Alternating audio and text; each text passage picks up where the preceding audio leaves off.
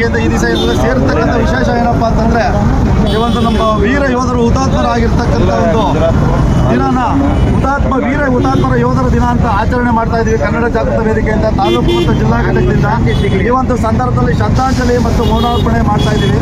ಈ ಒಂದು ಕಾರ್ಯಕ್ರಮಕ್ಕೆ ಆಗಮಿಸತಕ್ಕಂಥ ನಮ್ಮ ಎಲ್ಲ ಭಾರತೀಯ ಕನ್ನಡಿಗರು, ಕನ್ನಡಾಭಿಮಾನಿಗಳು ಮತ್ತು ಭಾರತ ಪ್ರೇಮಿಗಳು ಈ ಒಂದು ಆಗಮಿಸಿದ ಎಲ್ಲರಿಗೂ ಉತ್ಪೂರ್ವಕವಾದ ಅಭಿನಂದನೆಗಳನ್ನ ಸಲ್ಲಿಸ್ತಾ ಇದ್ದೀನಿ. ಈ ಒಂದು ಕಾರ್ಯಕ್ರಮವನ್ನು ಉದ್ದೇಶಿಸಿ ನಮ್ಮ ಸುರೇಶ್ ರವರು ಕನ್ನಡ ಸಾಹಿತ್ಯ ಕಾರ್ಯದರ್ಶಿಗಳಾದಂಥ ಸುರೇಶ್ ರವರು ಕನ್ನಡ ಸಾಹಿತ್ಯ ಪರಿಷತ್ನ ಕಾರ್ಯದರ್ಶಿಗಳಾದಂಥ ಸುರೇಶ್ ಅವರು ಒಂದೆರಡು ಮಾತಾಡಬೇಕಾಗಿ ಈ ಒಂದು ಸಂದರ್ಭದಲ್ಲಿ ಕೇಳ್ಕೊತಾ ಇದ್ದೀನಿ. ಭಾರತ್ ಮಾತಾಕ್ಕೆ ತಾಯಿ ಭುವನೇಶ್ವರಿಗೆ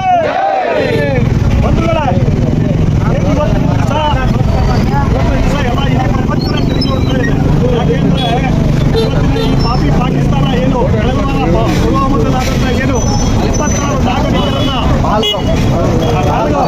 ಬೆಳಗಾಂನಲ್ಲಿ ನಡೆದಂಥ ಹೀನಾಯ ಕೃತ್ಯವನ್ನು ಖಂಡಿಸಿ ಇವತ್ತು ನಮ್ಮ ದೇಶದ ಹೆಮ್ಮೆಯ ನಾಯಕರಾದಂಥ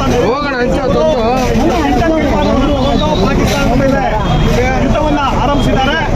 ಇದಕ್ಕೆ ಸರಿಯಾಗಿ ಏನಿವತ್ತು ಗುಳ್ಳೇನರಿಯಂತೆ ಕೆಲಸ ಮಾಡ್ತಿರ್ತಕ್ಕಂಥ ಪಾಕಿಸ್ತಾನ ಸೈನಿಕರನ್ನ ಟಾರ್ಗೆಟ್ ಮಾಡ್ತಾ ಇಲ್ಲ, ಅವರಿಗೆ ಟಾರ್ಗೆಟ್ ಮಾಡೋ ಶಕ್ತಿ ಇಲ್ಲ, ನಾಗರಿಕರನ್ನ ಇದು ಮಾಡ್ತಾ ಇದ್ದಾರೆ, ಪ್ರಜೆಗಳನ್ನ ಇದು ಮಾಡ್ತಾ ಇದ್ದಾರೆ. ಅಮಾಯಕರ ಮೇಲೆ ಇವತ್ತು ಮಿಷನ್ಗಳನ್ನ ಮಾಡುವಂಥದ್ದು, ಮತ್ತೆ ಅಮಾಯಕರ ಮೇಲೆ ಮಿಷನ್ಗಳನ್ನ ಮಾಡುವಂಥದ್ದು, ಮತ್ತೆ ಅಮಾಯಕರ ಮೇಲೆ ಮಾಡ್ತಾ ಇದ್ದಾರೆ. ಆದ್ರೆ ಇವತ್ತು ದಿವಸ ಈ ಒಂದು ಏನು ಸಿಂಧೂರ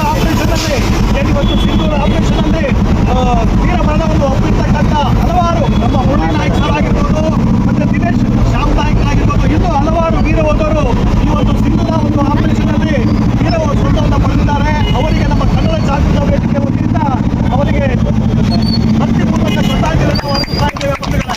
ಯಾಕೆಂದ್ರೆ ಇವತ್ತು ದೇಶದಲ್ಲಿ ಹೋಗ್ತಾ ಇದೆ, ಇವತ್ತು ಭಾರತ ಮುಂಚೆ ತರ ಭಾರತ ಅಲ್ಲ, ಇಡೀ ಪ್ರಪಂಚವನ್ನು ನೋಡ್ತಾ ಇದ್ದಾರೆ. ಯಾಕೆಂದ್ರೆ ಇವತ್ತು ನಮ್ಮ ದೇಶ ಸನಾತನ ಧರ್ಮಕ್ಕೆ ಹೆಸರಾಗಿರತಕ್ಕಂಥ ದೇಶ, ಅದರಲ್ಲೂ ಹೆಣ್ಣಿಗೆ ತಾಯಿಗೆ ತನ್ನದೇ ಆದಂಥ ಒಂದು ಸ್ಥಾನವನ್ನು ಕೊಟ್ಟಿರ್ತಕ್ಕಂಥ ದೇಶ ಅಂತ ನಾನು ಹೆಮ್ಮೆಯಿಂದ ಹೇಳ್ತೇನೆ. ಯಾಕೆಂದ್ರೆ ಇವತ್ತು ನಮ್ಮ ಭಾರತದ ನಾಡಿಗೆ ಈ ಶಕ್ತಿಗೆ ಯಾರು ಸಮಾನ ಇಲ್ಲ. ಯಾಕೆಂದ್ರೆ ಅವರು ವೀರ ವನಿತೆಯರು, ನೀವು ನೋಡಿರ್ಬೇಕು. ರಾಣಿ ಅಪ್ಪಕ್ಕ ಆಗಿರ್ಬೋದು, ಕಿತ್ತೂರು ರಾಣಿ ಚೆನ್ನಮ್ಮ ಆಗಿರ್ಬೋದು, ಇವತ್ತಿನ ದಿವಸ ಒಬ್ಬ ಮುಸ್ಲಿಂ ಹೆಣ್ಮಗಳು ಪಾಕಿಸ್ತಾನಕ್ಕೆ ನುಗ್ಗಿ ಹೊಡೆದಿದ್ದಾರೆ ಅಂತ ನಮ್ಮ ಹೆಮ್ಮೆ ಅಂತ ನಾನು ಹೇಳಿಕೆ ಬಂದಿದ್ದೀನಿ. ಯಾಕೆಂದ್ರೆ ಇವತ್ತು ಬೆಳಗಾವಿಯ ಸೊಸೆ ಯಾರು ಕುರೇಶಿ ಅನ್ನೋ ಕುರೇಶಿ ಅನ್ನೋ ಒಬ್ಬ ಹೆಣ್ಣು ಮಕ್ಕಳು ಇವತ್ತು ವೀರಾವೇಶವಾಗಿ ಪಾಕಿಸ್ತಾನಕ್ಕೆ ನುಗ್ಗಿ ಹೊಡೆದು ಬಂದಿದ್ದಾರೆ ಅಂದ್ರೆ ಇವತ್ತು ನಮ್ಮ ಹೆಮ್ಮೆಯ ವಿಷಯ. ಅದು ಆ ಹೆಣ್ಣು ಮಕ್ಕಳು ನಮ್ಮ ಬೆಳಗಾವಿ ಕನ್ನಡ ನಾಡಿನ ಕೆಚ್ಚನೆಯ ನಾಡು ಬೆಳಗಾವಿಯ ಹೆಣ್ಣು ಮಕ್ಕಳು ಅಂತ ಹೇಳ್ಕೊಳ್ಳಿಕ್ಕೆ ನಾವು ಸಂತೋಷ ಆಗುತ್ತೆ. ಯಾಕೆಂದ್ರೆ ಇವತ್ತು ನಮ್ಮ ಏನಿವತ್ತು ಪಾಕಿಸ್ತಾನ ನಮ್ಮ ನಾಡಿನ ಹೆಣ್ಣು ಮಕ್ಕಳ ಒಂದು ಸಿಂಧೂರಕ್ಕೆ ಕೈ ಹಾಕಿದೆ, ಅದರ ಪ್ರತಿಫಲವನ್ನು ಅವರು ಅನುಭವಿಸ್ತಾರೆ. ಆ ಒಂದು ಉದ್ದೇಶದಲ್ಲೇ ಇಂದನೇ ಇವತ್ತು ಮಾನ್ಯ ನಮ್ಮ ಪ್ರಧಾನಮಂತ್ರಿಗಳು ಆಪರೇಷನ್ ಸಿಂಧೂರ ಅಂತ ಅವರಿಗೆ ತಕ್ಕ ಪಾಠವನ್ನು ಕಲಿಸಿದ್ದಾರೆ ಬಂದಿದ್ದಾರೆ. ಇದೇ ರೀತಿ ಮುಂದುವರೆದ್ರೆ ಮುಂದಿನ ದಿನಗಳಲ್ಲಿ ಪಾಕಿಸ್ತಾನ ಸರ್ವನಾಶ ಆಗೋದ್ರಲ್ಲಿ ಸಂಶಯ ಇಲ್ಲ ಅಂತ ನಾವು ಹೇಳಲಿಕ್ಕೆ ಬಯಸ್ತೇನೆ. ಮುಖ್ಯವಾಗಿ ಈ ಒಂದು ಸಂದರ್ಭದಲ್ಲಿ 5 ಯುವಕರು ಏನು ಇವತ್ತಿನ ಒಂದು ಸಂದರ್ಭದಲ್ಲಿ 5 ಯುವಕರು ಮತ್ತೆ ಯುವ ಸಮಾಜ ಇವನ್ನೆಲ್ಲ ಅರಿತುಕೊಳ್ಬೇಕು.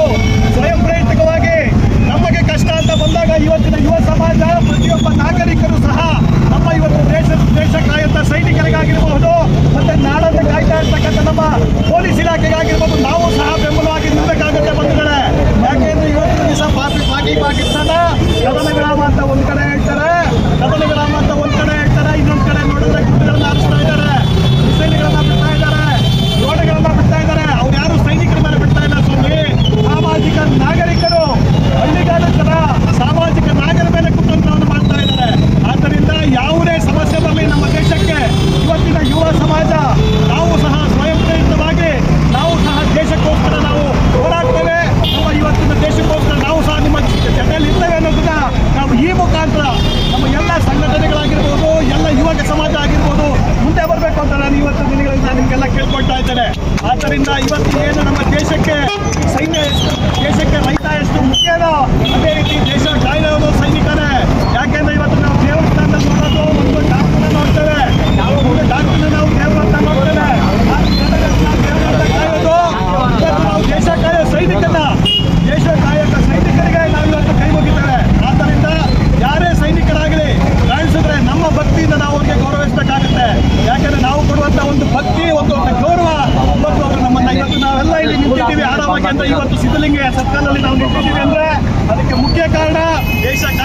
ಸೈನಿಕರು.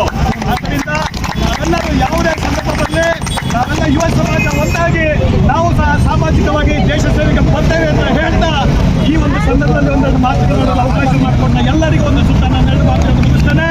ಜೈ ಹಿಂದ್, ಜೈ ಕರ್ನಾಟಕ. ಎಲ್ಲ ಭಾರತೀಯ ಬಂಧುಗಳೇ, ಎಲ್ಲ ಕನ್ನಡ ಮನಸ್ಸುಗಳೇ, ನಿಮ್ಗೆಲ್ರಿಗೂ ಕೂಡ ನಾವು ಕನ್ನಡ ಜಾಗೃತಿ ವೇದಿಕೆ ವತಿಯಿಂದ ಸ್ವಾಗತ ಕೋರ್ತಾ ಈ ಒಂದು ಕಾರ್ಯಕ್ರಮಕ್ಕೆ ಭಾಗವಹಿಸಿದ್ದಕ್ಕೆ ನಿಮ್ಗೆಲ್ಲರಿಗೂ ಅಭಿನಂದನೆಗಳು ಸಲ್ಲಿಸ್ತಾ ಮತ್ತು ನಮ್ಮ ಮಹಿಳೆಯರು ಕೂಡ ಇದಕ್ಕೆ ಸೇರಿ ಇದ್ರ ಜೊತೆಯಲ್ಲಿ ಆಚರಿಸಿದ್ದಾರೆ. ಅವ್ರ ಪಾಪ ಎಲ್ಲಿಂದನೋ ಬಂದೂ ಕೂಡ ಒಂದು ದೇಶಾಭಿಮಾನ, ಭಾಷಾಭಿಮಾನ ಅನ್ನೋ ವಿಚಾರವಾಗಿ ನಮ್ಮ ಜೊತೆ ಸೇರಿ ಇವತ್ತು ಅವರು ಶ್ರದ್ಧಾಂಜಲಿ ಅರ್ಪಿಸ್ತಾ ಇರೋದು ತುಂಬ ಖುಷಿಯಾದ ವಿಚಾರ. ಇದೇ ರೀತಿ ನಮ್ಮ ದೇಶದಲ್ಲಿ ಏನಿವತ್ತು ನಡೀತಾ ಇದೆ ಅವಘಡಗಳು, ಈ ಅವಘಡಗಳು ನಡೀತಾ ಇರತಕ್ಕಂಥದ್ದು ನಂಬಿಕೆ ದ್ರೋಹಿ ಪಾಕಿಸ್ತಾನದ ಮುಖಾಂತರ ನಮ್ಮ ದೇಶನ ನಷ್ಟಗೊಳಿಸಬೇಕು, ದುರ್ಬಲಗೊಳಿಸಬೇಕು, ಆರ್ಥಿಕವಾಗಿ ನಾಶ ಮಾಡಬೇಕು, ನಮ್ಮಲ್ಲಿರ್ತಕ್ಕಂಥ ಸಂಸ್ಕೃತಿ ಆಚಾರ ವಿಚಾರಗಳ ಮೇಲೆ ದಾಳಿ ಮಾಡಬೇಕು, ಈ ದೇಶನ ಕಬಳಿಸಬೇಕು. ನಮ್ಮಲ್ಲಿರ್ತಕ್ಕಂಥ ನಮ್ಮ ಜೊತೆಯಲ್ಲೇ ವಾಸ ಮಾಡ್ತಿರ್ತಕ್ಕಂಥ ಎಲ್ಲ ಹಿಂದೂ, ಮುಸ್ಲಿಮು, ಕ್ರೈಸ್ತ ಧರ್ಮ ಎಲ್ಲ ಸಿಖ್ರು ಎಲ್ಲರಿಗೂ ವೈಮನಸ್ಸೊಂದಿಗೆ ನಮ್ಮಲ್ಲೇನೆ ಭೀತಿ ಹುಟ್ಟಿಸಿ ಈ ದೇಶನ ಹಾಳು ಮಾಡಬೇಕು ಅನ್ನೋ ಉದ್ದೇಶದಿಂದ ಅವರು ಬೇರೆ ಬೇರೆ ಧರ್ಮಾಂತರು ಸೇರ್ಕೊಂಡು ದೊಡ್ಡ ಉಗ್ರವಾದಿ ಕ್ಯಾಂಪ್ಗಳನ್ನ ನಡೆಸ್ತಾ ಟೆರರಿಸ್ಟ್ಗಳು ಮಾಡಿ ಈ ವಿಶ್ವಾದ್ಯಂತ, ಭಾರತ ಒಂದೇ ಅಲ್ಲ ವಿಶ್ವಾದ್ಯಂತ ಅವರೆಲ್ಲರೂ ಸೇರಿ ಎಲ್ಲರೂ ಅಲ್ಲೋಲ ಮಾಡಿ ಎಲ್ಲ ಒಂದು ಅವರು ಪ್ರೇರೇಪಿಸ್ತಾ ಇದ್ದಾರೆ. ಈ ವಿಚಾರವಾಗಿ ನಾವು ಇವತ್ತು ನಮ್ಮ ಮೇಲೆ ಏನು ನಮ್ಮ ದೇಶ ನಾಶ ಮಾಡಬೇಕು ಅಂತೇಳಿ ಮೊನ್ನೆ ಯುದ್ಧ ಕರೆದಿದ್ರು, ಯುದ್ಧ ಮಾಡಿದ್ರು, 26 ಜನನ ಕೊಲೆ ಮಾಡಿದ್ರು, ಹತ್ಯಾಕಾಂಡ ಮಾಡಿದ್ರು. ಅವ್ರಿಗೆ ಪ್ರತಿಕಾರವಾಗಿ ಅವರೇ ಕಾಲ್ ಕೆರ್ಕೊಂಡು ಬಂದಿದ್ದಕ್ಕೆ ನಮ್ಮ ಭಾರತೀಯ ಯೋಧರು ಈ ವಿಚಾರವಾಗಿ ನೇರವಾಗಿ ಉತ್ತರ ಕೊಟ್ಟಿದ್ದಾರೆ. ನಾವು ಯಾವುದ್ರಲ್ಲೂ ಕಮ್ಮಿ ಇಲ್ಲ. ನಮ್ಮ ದೇಶಾದ್ಯಂತ ಇವತ್ತಿನ ಸರ್ಕಾರ ಕೂಡ ಅಷ್ಟೇ ಬಲಿಷ್ಠವಾಗಿದೆ, ಎಲ್ಲರೂ ಕೂಡ ಪ್ರಬಲವಾಗಿದ್ದಾರೆ, ದೇಶದ ಯೋಧರು ಸಹ ಪ್ರಬಲವಾಗಿದ್ದಾರೆ. ನಮ್ಮಲ್ಲೂ ಅಣ್ವಸ್ತ್ರ ಇದ್ದಾವೆ, ಮಿಸೈಲ್ ಇದ್ದಾವೆ, ಎಲ್ಲವೂ ಇದ್ದಾವೆ. ನಾವು ಮನಸ್ಸು ಮಾಡಿದ್ರೆ ಅವ್ರು ಯಾರು ಉಳಿಯಲ್ಲ. ಆದರೆ ಇವತ್ತೂ ಕೂಡ ಯುದ್ಧ ದೊಡ್ಡ ಮಟ್ಟದಲ್ಲಿ ಮಾಡಬಾರ್ದು ಅನ್ನೋ ಒಂದು ಉದ್ದೇಶ ಇಟ್ಕೊಂಡು ನಮ್ಮ ದೇಶದ ಪ್ರಧಾನಿಗಳು ಮತ್ತು ನಮ್ಮ ಏನು ಸಂಪುಟ ಮತ್ತು ಹಿರಿಯರು ತೀರ್ಮಾನಗಳು ತಗೊಂಡು ದೊಡ್ಡ ಮಟ್ಟದ ದಾಳಿ ಮಾಡೋದು ಬೇಡ, ನಾಶ ಆಗೋಗ್ತಾರೆ, ನಮಗೆ ಕೆಟ್ಟ ಹೆಸರು ಬರುತ್ತೆ.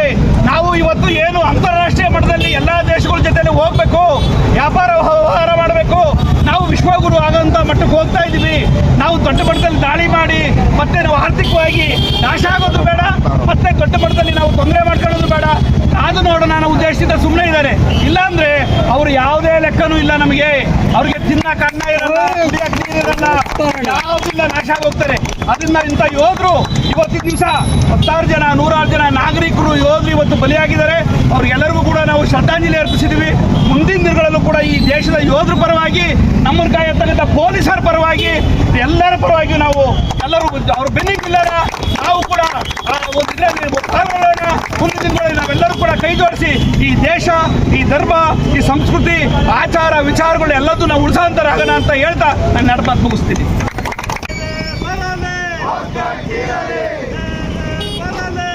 Hak